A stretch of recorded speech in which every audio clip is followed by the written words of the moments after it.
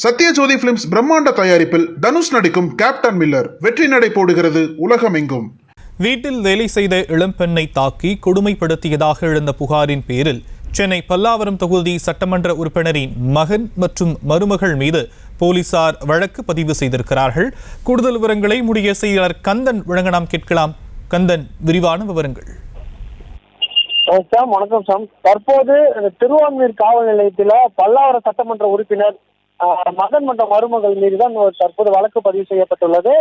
தனது வீட்டில் பணிபுரிந்த இளம் பெண்ணுக்கு இவர்கள் சம்பளம் தராமல் சூடு வைத்ததாக வந்த புகாரின் பேரில் தற்போது வழக்கு பதிவு செய்து திருவான்மீர் பகுதியில் உள்ள மகளிர் காவல் நிலையத்தில் இந்த வழக்கு விசாரணை நடந்து வருகிறது. இந்த பல்லாவரம் சட்டமன்ற உறுப்பினராக பதவி வகித்தவர் கருணாநிதி, இவரது மகன் திருவான்மீரில் உள்ள ஒரு அடுக்குமாடி குடியிருப்பில் வசித்து வருகிறார். இந்த நிலையில் இந்த உளுந்தூர்பேட்டை பகுதியைச் சேர்ந்த 18 வயதுடைய ரேகா என்பவர் குடும்ப கஷ்ட சூழ்நிலை காலமாக அந்த அடுக்குமாடி குடியிருப்பில் பணிபுரிந்து வந்துள்ளார்.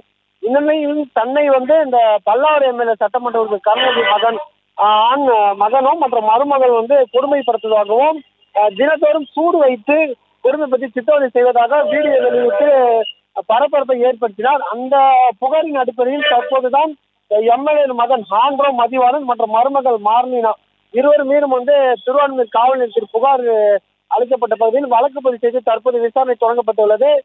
அந்த அவங்க கூறும்போது, அதாவது பாதிக்கப்பட்ட பெண் கூறும்போது, கடந்த ஒரு வருடமாக தமக்கு சம்பள பாக்கி வைத்தாகவும் வீட்டுக்கு உளுந்தூர்பேட்டை சொந்த ஊருக்கு செல்ல போனதெல்லாம் அவருக்கு சித்திரவதைப்படி சூடு வைத்து கொடுமைப்படுத்தியதாகவும் தற்போது அந்த வீடியோ வெளியான நிலையில் தான் தற்போது வழக்கு பதிவு விசாரணை சூடுபிடித்துள்ளது. தற்போது இதுவரை அவங்க கைது செய்யவில்லை என காவல் நிலைய சார்பில் தெரிவிக்கப்பட்டுள்ளது.